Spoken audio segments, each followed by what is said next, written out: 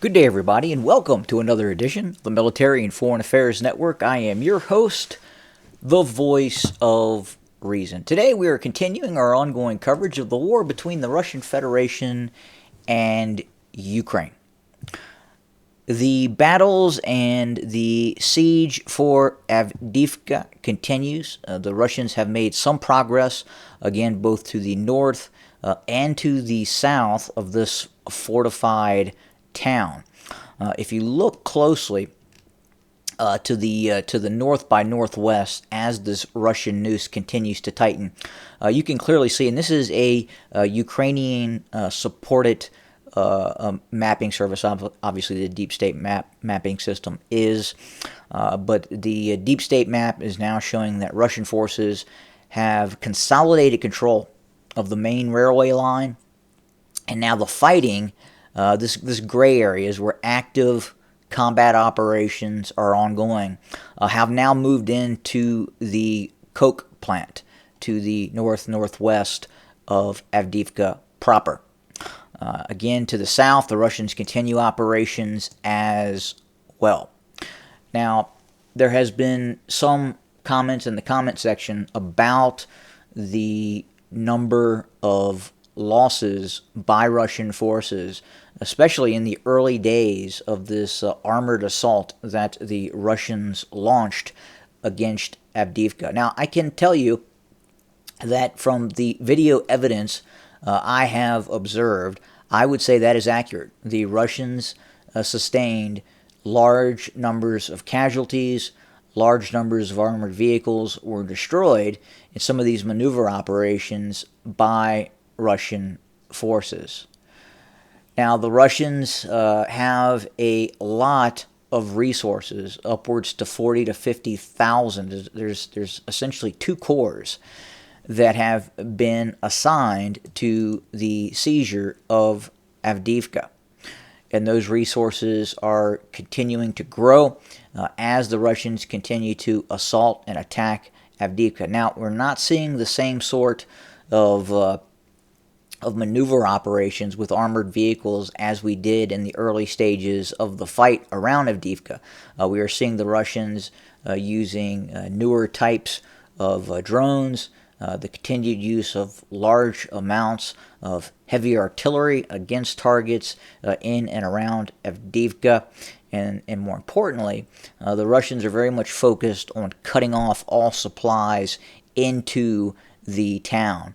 If we go over to the Rondelli Foundation map, it gives you a better look in terms of detail on the actual satellite system. So you can kind of see here the main route of Russian advance towards the coal plant and the circumventing of Avdiivka. You can see this man-made hill, which is essentially a waste heap, a very large waste heap, I believe, caused by the byproduct of the coke plant. The Russians have taken that. Are there large sums of Russian forces on this mound? No, probably not. Maybe an observation unit or two. It's really not necessary, as I've talked about before, in terms of this perception where you have to gain the high ground through the use of drones and other systems that have the ability to sense the battlefield. It is not necessary. And again, what we're really seeing is the deployment of new systems by the Russians. Obviously, the Ukrainians continue to receive help from the West, all sorts of help, but we're seeing new variations of the Lancet and other drones as well are starting to be fielded by Russian forces in these ongoing battles.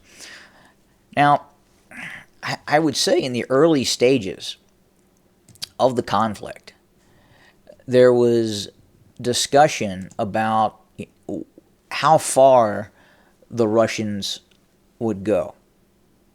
And I believe that the Russian goal would probably be to seize all terrain east of the Dnieper River. That's this main river that essentially cuts Ukraine in half. I did not believe at the onset of the conflict that the Russians would try to go for a full-on grab of Kiev, which they did try unsuccessfully. Now, after that occurred, it's very difficult to say what the Russian position was.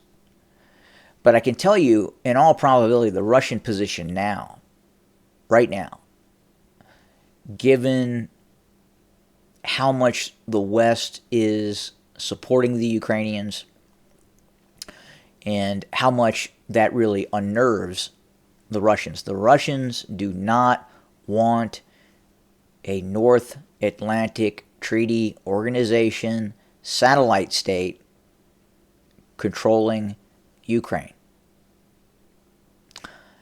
And because the West is all in, or almost all in, I mean, obviously we're not seeing large amounts of U.S. forces being injected into Ukraine as of yet.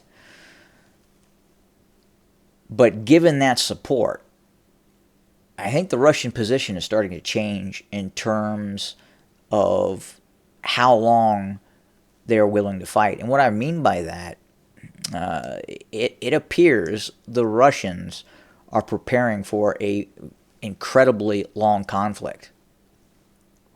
A conflict in which their battlefield objectives may change.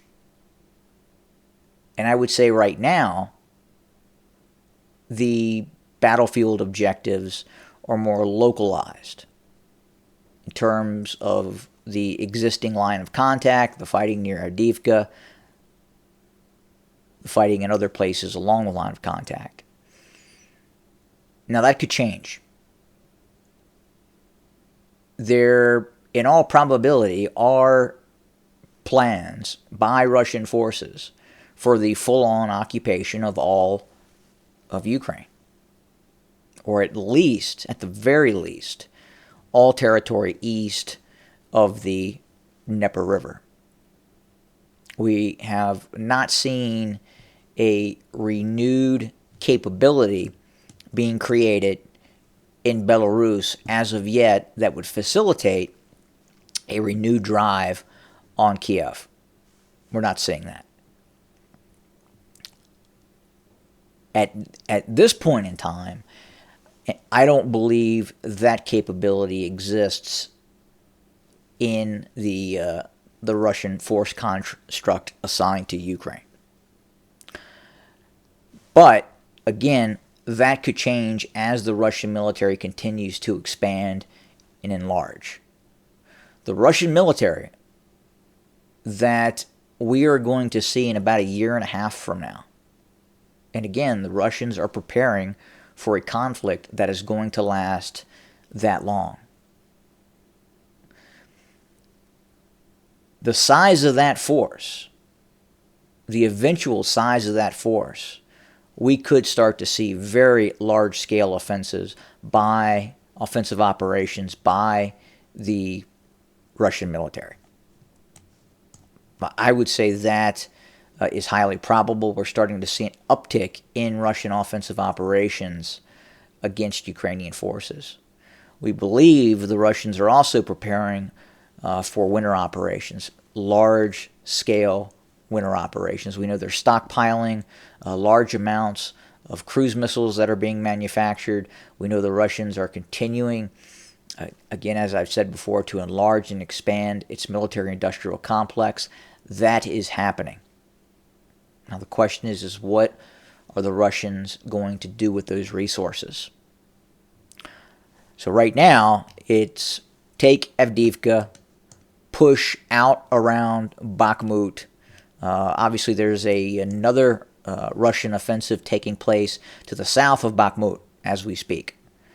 The Russians are attacking along multiple areas. We're seeing the Russians attack near Bakhmut, south of Bakhmut. We're seeing this large-scale operation take place within the Avdiivka salient. And then we're seeing operations take place Kupiansk south as well.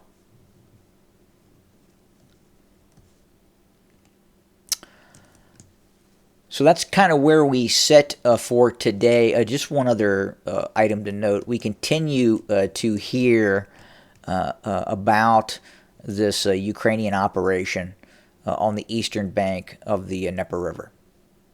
And this is being propagated quite a bit by Denis Davilov, the content creator who was smuggled out of Ukraine to avoid military service and who now resides in Switzerland, wanted quite possibly by Ukrainian authorities for avoiding service within the armed forces of Ukraine.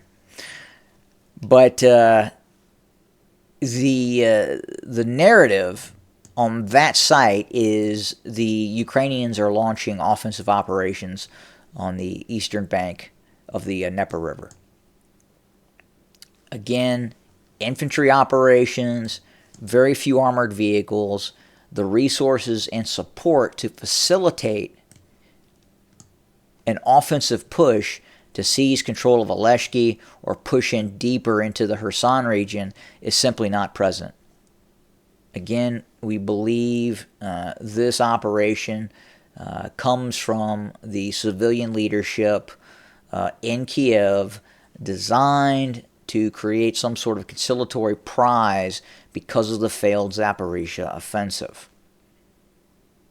It doesn't matter if the Ukrainians cross the Dnieper River with some infantry, because they're still not able to get across these other barriers and these fortifications that the Russians have set up. The Russians were not even in this locale that allowed the Ukrainians to move in. And one of those reasons is the ability of Ukrainian artillery and other systems to attack those Russian forces that may be setting directly on the Dnieper River. It just wasn't viable for Russians to keep their forces there. They pulled their forces back and are using their own heavy artillery to pound Ukrainian forces. Now, yeah, the Ukrainians are here, not in very large numbers. We believe a battalion-sized element in total, probably about 500 troops, have crossed the Dnieper River at various areas, not multiple battalions. One battalion element is probably operating on the eastern bank of the Dnieper River. But again, these are marshlands. Again, much of this area was flooded because of the destruction earlier from the dam further up north. And again, the main Russian defensive barrier is behind these rivers and behind these marshes. It just wasn't conducive to set up defensive fortifications in marshland. You just can't do that. You can't dig into the ground. The water table is incredibly high here. You just can't do it. That's why you don't see these Russian fortifications here, and you see the Russian fortifications further back. That's just what's happening. So no, we do not anticipate some sort of large-scale Ukrainian move into the Kherson region. Just not going to happen. There's too much Russian capability in terms of air force and heavy artillery and drones that would disallow the Ukrainians from conducting that sort of operation. So that's where we sit for today. We will continue to monitor and report. Thank you for joining us. More to come very, very soon. As always, have a good day.